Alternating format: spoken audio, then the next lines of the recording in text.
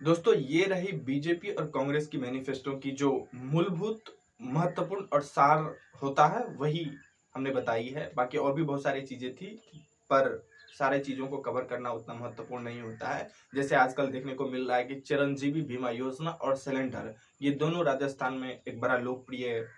नमस्कार, मैं रंजन यादव, मेरे इस यूट्यूब मंच पे आपका स्वागत है। दोस्तों, 5 राज्यों का चुनाव हो रहा था, उसमें मध्य प्रदेश, छत्तीसगढ़ और मिजोरम का चुनाव संपन्न हो चुका है। और 25 नवंबर को राजस्थान का चुनाव होगा और 30 नवंबर को तेलंगाना का चुनाव होगा। और हम सब जानते हैं कि 3 नवंबर को सभी राज्यों के चुनाव का परिणाम आएगा। आज हम राजस्थान के चुनाव पे बात करेंगे और देखने का प्रयास करेंगे कि आखिर कांग्रेस और बीजेपी का जो मैनिफेस्टो आया है, दोनों पार्टियां जो मैनिफेस्टो रिलीज की है, जो वादे किए हैं, जो गारंटी की गई है, उसी को देखने का प्रयास करेंगे। और किस पार्टी ने आम लोगों के लिए, सामान्य लोगों के लिए सबसे बेहतर सुविधा उपलब्ध कराने का वादा किया है। दरअसल दोस्तों, बहुत सारी ऐसी योजनाएं हैं जो अशोक गहलोत ने पहले से ही चला रखी है, चुनाव से पहले से। चुनाव तो अभी अनाउंस हुआ है, अभी हो रही है, लेकिन पिछले 1 सालों से जैसे लग रहा है अशोक गहलोत चुनाव के ही मूड में थे। और जैसे सिलेंडर अब 500 रुपया में, ऐसा नहीं कि अभी चुनाव आया है तो अभी राजस्थान में लोगों को मिल रहा है। पिछले 1 साल से राजस्थान में 500 रुपया में सिलेंडर मिल रहा है। वहाँ की जो सबसे लोकप्रिय योजना चिरंजीवी बीमा योजना है, वो भी पिछले 1-2 सालों से ही वहाँ पे इम्प्लीमेंट है, लोगों को उसका लाभ मिल रहा है, जिसमें 25 लाख रुपया तक का बीमा कवर होता है। किसी भी लोगों को यदि कोई बीमारी होती है, हॉस्पिटल में जाना पड़ता है स्वास्थ्य लाभ लेने के लिए, तो उसको 25 लाख रुपया तक बिना एक भी रुपया दिए सरकारी अस्पताल में इलाज होता है। साथ ही साथ कुछ प्राइवेट जो हॉस्पिटल है, जो उससे टाई अप है, उसमें यदि वो जाता है तो उस वहाँ भी, उस प्राइवेट हॉस्पिटल में भी 25 लाख रुपए तक का उसको लाभ मिलता है। ये 2-3 कुछ योजनाएं हैं। जैसे गोबर को खरीद, गाय या मवेशी का जो गोबर होता है उसको खरीदने की एक योजना बहुत लोकप्रिय है वहाँ पे। तो कुछ योजना तो ऑलरेडी अशोक गहलोत ने वहाँ पे चला रखी है। पर अभी जो गारंटी दी गई है, अभी जो मैनिफेस्टो रिलीज की गई है बीजेपी और कांग्रेस के द्वारा, बेहद इंटरेस्टिंग है। मुझे लगता है कि पूरे भारतीय पॉलिटिक्स में इससे बेहतर कोई मैनिफेस्टो देखने को नहीं मिलेगा, क्योंकि वहां जिस तरीके से दोनों पार्टियां एक के बाद एक मैनिफेस्टो रिलीज कर रही है, मुझे लगा इस पर बात करनी चाहिए। पहली दूसरी चीज इस पर मैं बात करता हूँ, लेकिन एक और बातें जो महत्वपूर्ण है राजस्थान चुनाव को लेकर के, कि वहां पे बीजेपी का कोई मुख्यमंत्री का कैंडिडेट नहीं है। वसुंधरा राजे थी, लेकिन मुझे लगता है कि उसे साइड कर दिया गया है पीएम मोदी के द्वारा, या बाकी जो बीजेपी के आला कमान है, आला अधिकारी हैं, उसके द्वारा वसुंधरा राजे को साइडलाइन करके एक बहुत बड़ा नुकसान झेलना पड़ सकता है बीजेपी को। वहीं दूसरी तरफ कांग्रेस जो है, उसके पास एक मुख्यमंत्री का चेहरा है अशोक गहलोत के रूप में, और दूसरी अशोक गहलोत की अपनी एक अलग लोकप्रियता है, क्योंकि जिस तरीके से कुछ योजनाएं जो हमने आपको गिनाई, वो जो चलाया गया, उससे अशोक गहलोत की लोकप्रियता जमीन पे पहुंच गई, क्योंकि उसकी योजना जो थी उसका लाभ जमीन से जुड़े लोगों को मिला। और वहां तक अशोक गहलोत पहुंचे, वहां तक के जो लोग हैं, जमीन तक के जो लोग हैं, वो अशोक गहलोत की इन योजनाओं से बेहद प्रभावित हैं। तो ये रही मूलभूत अंतर। अब दोस्तों, यदि कांग्रेस के ही पहले मैनिफेस्टो को देखा जाए, उसके बाद हम बीजेपी के मैनिफेस्टो को देखेंगे और फिर दोनों का कंपैरिजन करेंगे। तो जो सबसे महत्वपूर्ण है कि किसान आंदोलन इतने लंबे वक्त तक चला, लेकिन केंद्र सरकार ने स्वामीनाथन कमेटी की जो रिकमेंडेशन थी उसको लागू नहीं किया। किसान आंदोलन के जो लोग थे, किसान आंदोलन में जो सक्रिय लोग थे, जो आंदोलन कर रहे थे, उनका यही मांग था कि स्वामीनाथन कमेटी की जो रिकमेंडेशन है उसको इम्प्लीमेंट किया जाए और एमएसपी उसके अकॉर्डिंग तय किया जाए। तो केंद्र सरकार ने उसको लागू नहीं किया, लेकिन अशोक गहलोत ने वादा किया है, जो उन्होंने मैनिफेस्टो रिलीज की है, कि हम स्वामीनाथन कमेटी को यहाँ इम्प्लीमेंट करेंगे और उसके आधार पे एमएसपी की जो दर होगी उसको हम तय करेंगे। ये पहला हुआ। दूसरा, उन्होंने पहले तो 500 रुपया में सिलेंडर देने का वादा किया था, लेकिन उसके बाद जब बीजेपी का मैनिफेस्टो आया तो बीजेपी ने कहा कि हम 450 रुपया में सिलेंडर देंगे। तो फिर कांग्रेस की तरफ से दोबारा मैनिफेस्टो आया जिसमें उन्होंने कहा कि हम 400 रुपया में सिलेंडर गैस का देंगे।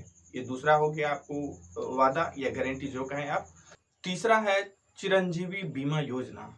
हमने पहले ही कहा कि चिरंजीवी बीमा योजना बेहद लोकप्रिय है राजस्थान सरकार, अशोक गहलोत सरकार का राजस्थान में।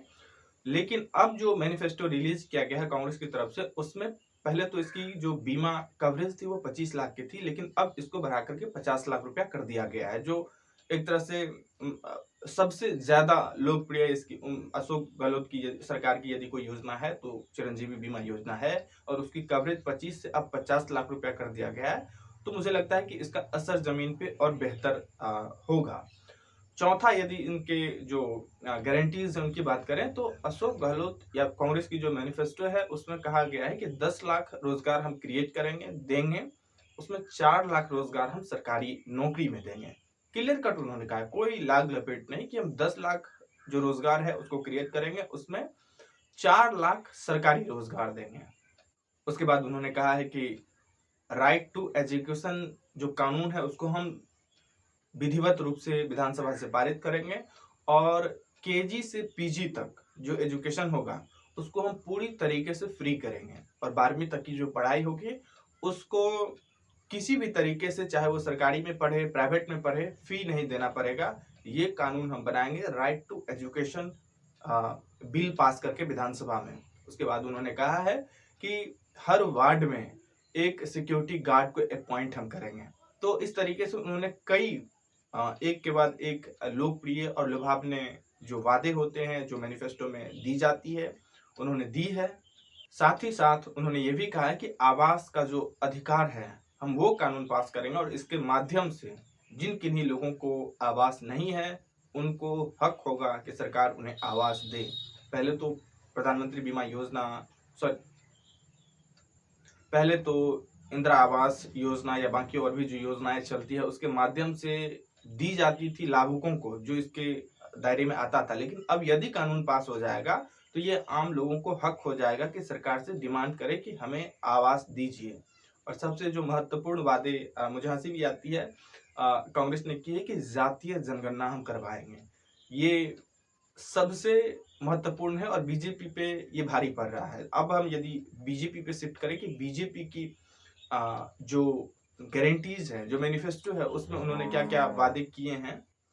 तो पहला यदि देखें, जमीन जिन किन्हीं की भी नीलामी हुई है, ये बीजेपी के मैनिफेस्टो का पहला पॉइंट मैं बता रहा हूँ कि जिन कहीं का भी जमीन नीलामी हुआ है, क्योंकि कृषि ऋण वगैरह की वजह से यदि कोई पैसा रिटर्न नहीं कर पाए हो तो उनकी जमीन नीलाम हुई है, राजस्थान में ये हुई है, तो उनको वो वापस कराएंगे, साथ ही साथ उनको मुआवजा भी देंगे। महिला सुरक्षा को देखते हुए महिला थाना को भी उन्होंने प्रमोट किया है कि महिला थाना हम खोलेंगे हर जगह। साथ ही साथ उन्होंने फ्री में स्कूटी देने की योजना की भी घोषणा की है कि हम स्कूटी को फ्री में डिस्ट्रीब्यूट करेंगे। उसके बाद उन्होंने कहा है कि लखपति दीदी योजना के तहत हम 6 लाख दीदियों को, मतलब 6 लाख महिलाओं को यहाँ पे ट्रेन करेंगे ताकि वो लखपति बन सके, मतलब अपना उद्योग या अपनी व्यापार स्थापित कर सके। हालांकि ये केंद्र सरकार की योजना है, इसको ही केंद्र सरकार की योजना को ही इसे एक्सटेंशन माना जाए, और लखपति दीदी योजना के माध्यम से 6 लाख दीदियों को राजस्थान में या महिलाओं को राजस्थान में ट्रेंड किया जाएगा ताकि वो लखपति बन सके। इससे पहले ही हमने कहा कि जो सिलेंडर का दाम है वो बीजेपी ने दावा किया है कि हम 450 में देंगे, उधर कांग्रेस उसके बाद कह रहे हैं कि हम 400 रुपया में सिलेंडर को डिस्ट्रीब्यूट करेंगे। तो ये दोनों रहा सिलेंडर के माध्यम से जो भी चीजें, चाहे बीजेपी हो चाहे कांग्रेस हो, जो कह रहे हैं वो रही। अगली पॉइंट जो है यूनिफॉर्म के लिए, बच्चे जो स्कूल में पढ़ते हैं उनको यूनिफॉर्म के लिए जो कमजोर वर्ग से आते हैं, जिन जो आर्थिक रूप से कमजोर हैं, उनको यूनिफॉर्म के लिए 1200 रुपया पर साल, मतलब ईयरली 1200 रुपया देने की घोषणा बीजेपी ने अपने मैनिफेस्टो में की है। साथ ही साथ पेपर लीक का जो मामला है, खनन का जो मामला है, या फिर फर्टिलाइजर का जो मामला है, इन सब चीजों में जो धांधली हुई है, इसको जैसे ही बीजेपी शासन में आती है राजस्थान में, वो इन सब चीजों, जितने भी भ्रष्टाचार हुए हैं, चाहे पेपर लीक हो, खनन हुआ हो, या फिर फर्टिलाइजर में जो घपला घोटाला भ्रष्टाचार हुआ है, उसकी जांच करवाएंगे और त्वरित निर्णय के साथ जो भी इसके दोषी होंगे उसको जेल में भेजने का काम करेंगे।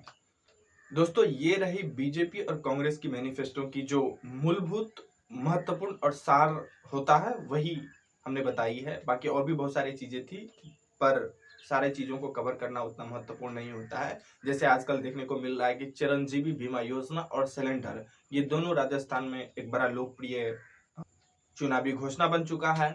पर बीजेपी अभी कमजोर दिख रही है, कांग्रेस का वजन मजबूत नजर आ रहा है, क्योंकि चिरंजीवी जैसी बीमा 50 लाख रुपया कवर करने वाली उसके पास है, 400 रुपया में वो सिलेंडर दे रही है।